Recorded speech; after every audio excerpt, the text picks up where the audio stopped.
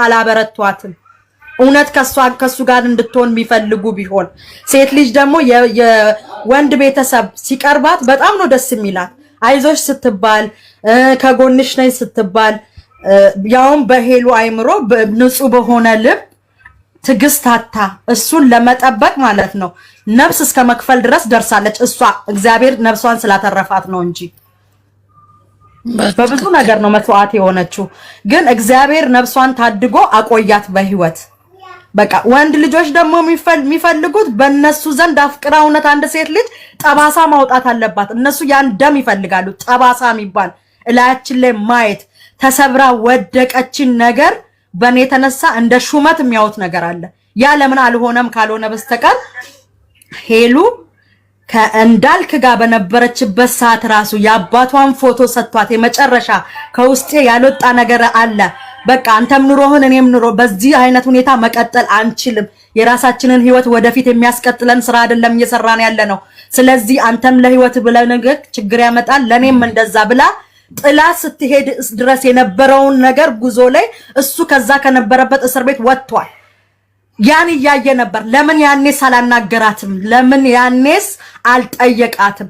እስከዛች ጊዜ ጀምሮ ስታረግ የነበረው ነገር ግልጽ ነው። አይታ በእሱ እልህ ነው እንደዋንም እሷ ወደ ፍቅር ነገሮችን እንደው በእልህ ገብታ ነው ብዬ ነው ያው ማስበው ባሁን ባለኝ አይምሮዬ ማለት ነው። ምክንያቱም በየቀኑ በሄድንበት ማለት ባየነው ነገር እሱ ወጥቶ መልስ ሲሰጥ እንደገና ያለንበትን ነገር እንሰራዋለን ማለት አይምሮአችን ውስጥ ማለት ነው።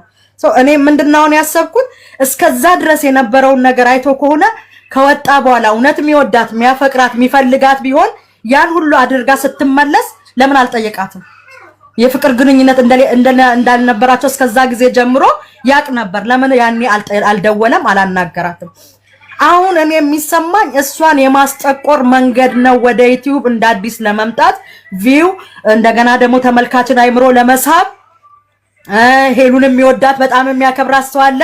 እስከዛሬ የት ነበር ሄሉ ይሄን ሁሉ ነገር ህይወት ስታሳልፍ? የኦዲየንስ ጥያቄ አለ። ኦዲየንስን በምን አርጌ እንዴት አርጌ አስረድቼ ከዛ በኋላ ለመመጣው ህይወት ይዤ ለመመጣው ህይወት ስራ ተጠያቂ ማልሆንበትን መንገድ እንዴት አርጌ ልዘርጋ ባይኖሱ እንደሚገባኝ እንደተረዳውት ራሴና እንዳይምሮዬ ማለት ነው። ራሴ ባለኝ አይምሮ የተረዳውት እንደዛ ነው። እና እሱ ጋር ትልቅ ስተት ያለው ምንድነው? አሁንም እሷን ካለችበት ነገር የበለጠ ጭንቀት እንዲሆንባት ጸጸት እንዲሆንባት ይሄን ነገር ይዞ ሲመጣ ሄሉ ትጎዳ ይሆን እንኳን ብሎ አላሰበም። ይሄ እውነተኛ ፍቅር ካለ ለምን ይሄን ነገር አላሰበላትም? አሁን ያለችበትን ሁኔታ ሰዎች በምን አይነት እንቅስቃሴ የኛን ግሩፕ ቁጭ ብሎ ነው የሚሰማ ከገባንበት እስከምንወጣበት ዴሊ እየገባ ያ ቃል በምን አይነት ሁኔታ ውስጥ እያሳለፈች እንደሆነ ምን አይነት ነገር በዚህ ችግር ውስጥ መጥቶ ይሄንን ነገር የራሱን ስራ የማስቀጠል ስራ አድርጎ ግን ደግሞ አሁንም እሷ ደግማ እንድትጸጸት ደግማ የለፋችውን ድካሟ ያላሳዘነው ሰው ናቲ ማለት አሁን ላይ የለፋችበትን ለሱ ብላ ስትጠብቀው ጉዞ ለመሄድ ከሱ ጋር አብራ ለመሰደድ ያላት ነገር እስከሚጠፋ ጊዜዋ ያላት ነገር ገንዘባ ሁሉ ነገሯን ያለ ሰው እስክትቀር ድረስ አንተንም አታ በብዙ ነገር የተጎዳሽ ልጅ ናት። እንደገና ደግሞ ህይወት መቀጠል ስላለበት በሰዓቱ ማንኛውም ሰው የሚፈልጋት ሰው ናት ልጅቷ። እራሱ ሆን ብሎ በገዝ አጥንቶ በስንት ነገር ውስጥ ዋጋ ከፍሎ የሄደ ሰው ነው። እሷ ደግሞ በስራ ለማስቀጠል በብዙ አይነት መንገድ ሞክራለች። ከዛ በኋላ ባለው ነገር ባንተ ተስፋ ስትቆርጥ ወተሃል። እስከዛ ድረስ ጠብቀሃለች። ያለህበትን ሁኔታ ሰምታለች። አንተነ ማናገር ያልፈለከው ሳትወድ በግድ ውስጥ እንደዚህ አይነት ነገር ውስጥ ቀስ እያለች ገብታለች። ከገባች በኋላ ደግሞ እሷ ሰው መካድ አትወድም። በዛ ህይወቷ ላይ አምና እየቀጠለች ክደት መጣባት።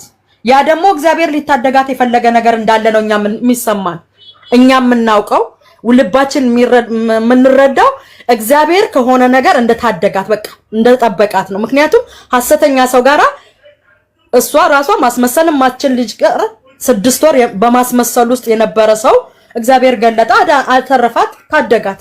ምንም አይደለም። ከዚህም የሆነችው ነገር የለም። አንድ ሴት ልጅ ሳምንት 15 ቀን አንድ ቀን ተዋውቃ አልጋ ላይ ነው ሄዳ የምትወጣ በዛሬ ዘመን 2 ወር 3 ወር አይደለም። በብዙ ነገር ሄሉ እንደዛ አይነት ነገር አንተ ሄድክ፣ ይሄ ሽማግሌው ሄደ። የተሻለ እንጂ የሚመጣ ባገኛት ክብር የሚያገኛት ነው። ማንም ወንድ እስኪገባው ድረስ እስኪያቃት ድረስ ለተወሰነ ጊዜ ሊቸገር ይችላል። በእጁ ከገባሽ በኋላ ግን ሴት የምትባል ነገር እስኪጠላ ድረስ አድርሰው አብራ መኖር ትችላለች ከማንም ሰው ጋር። ምክንያቱም የሚወራላት እዛ ጋር የሚታየው ነገርና እሷ ስብናዋ ሌላ ስለሆነ ህይወቷ ሌላ ስለሆነ ይሄንን ነገር ደግሞ ናቲ ጠንቅቆ ያውቃል።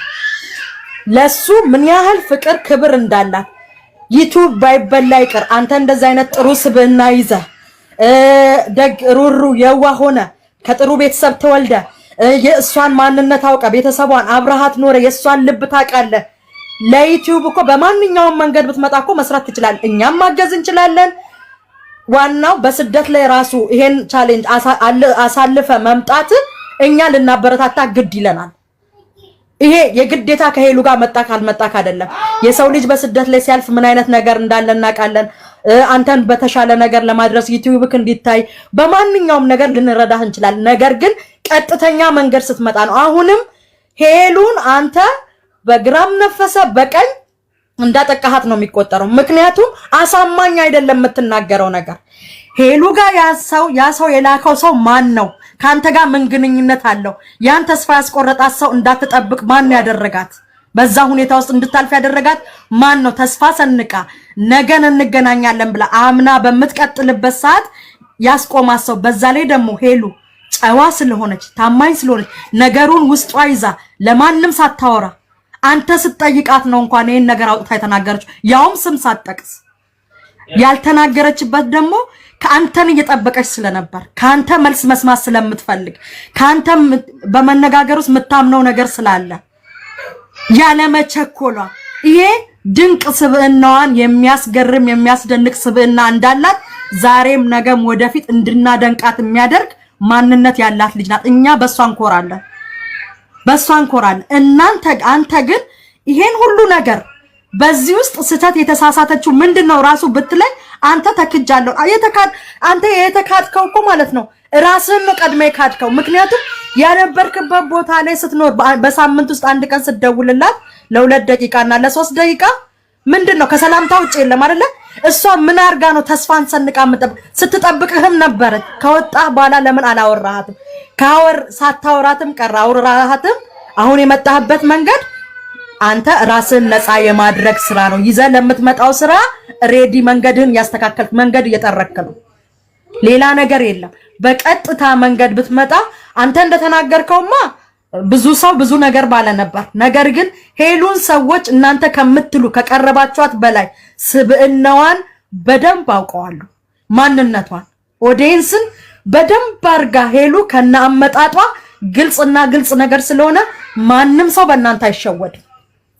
እኛም እኮ እንራራለን፣ ላንተ እናዝናለን። ወይኔ በቃ ስተት ተፈጥሯል። በስተቱ ላይ መተራረም ሊኖር ይችላል። ቀላል ነው።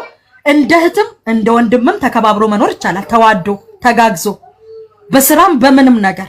ሄሉ ደግሞ ለዚህ ነገር ቅርብ ናት። አሁን በወንድምነት አይደለም ናቲ መንገደኛ ሰው መጥቶ እርዳኝ ይሄን ነገር እንደዚህ በዩቲዩብ እንደዚህ ተባበሪኝ ቢላት እሺ ነው መልሷ።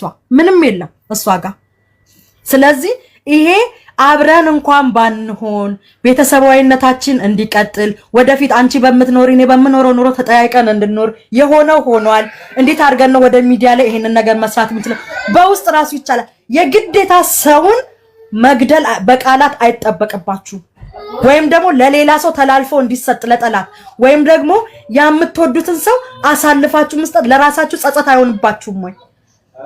እኔ ደግሞ ከናቲ ይሄን አልጠብቅም። ምክንያቱም እኔ ከመጀመሪያ ስራው ስብዕናው ሰው ያከብራል፣ ይወዳል፣ ትሁት ነው፣ የዋህ ነው። በቃ ለሷ ያለው ነገር እንደፈለገች በቃ ፕራንክ እንኳን ስታረገው ያሳዝን ነበር። በቃ እሱ የምታረገውን ነገር ሁሉ የሚቀበል ነው። በቃ በደስታ ነው። ከፕራንኳ በኋላ 5 ደቂቃ ቢያናድደው ነው ወዲያው ነው ምልስ የሚለው ሰው። ይሄን ነገር ሁሉ ያየሽበት ሰው ዛሬ ወጥቶ ጥሩ ነገር ስለሷ ተናግሮ በሌላ ነገር ደግሞ ወጋ አድርጎ መልቀቅ ማለት ይሄ ለራስክ ስራ ለነገር ያመቻቸክ ነው። ፕሊስ ብታቆመው። ሰው ይወድሃል፣ ያከብራል። ምክንያቱም ሄሉ በጣም ስላንተ ነገር ግልጽ ነው የተናገረችው። ሰዎች ከሚጠብቁት በላይ መውደድ ክብር ነው ያሳየችክ። ስለዚህ አቅለስልሳ ጥሩነቷን ተናግሮ ከዛ ደግሞ የሷን ስም የሚያጠለሽ ወዴት ወደ ሌላ አቅጣጫ እንዲመራ ማድረግ መቼም አይሳካም። የእግዚአብሔር አምላክ ከሷ ጋር ስላለ ግን ፍጹም ስተት እየሰራህ ነው ብዬ ነው ማምነው። ፍጹም ስተት። ነገ እኮ እኛ ባልነው አይደለም፣ ነገ መገናኘት ሊመጣ ይችላል። በየትኛውም አቅጣጫ ልትገናኝ ይችላል። ግን አሁን ባለበት ሰዓት ልጅቷን የሚጎዳ ነገር አድርጋችሁ ነገ ጸጸት እንዳይሆንብክ። ቃላት በጣም ነው ሰው የሚጎዳ እና ይሄን ነው የምላችሁ።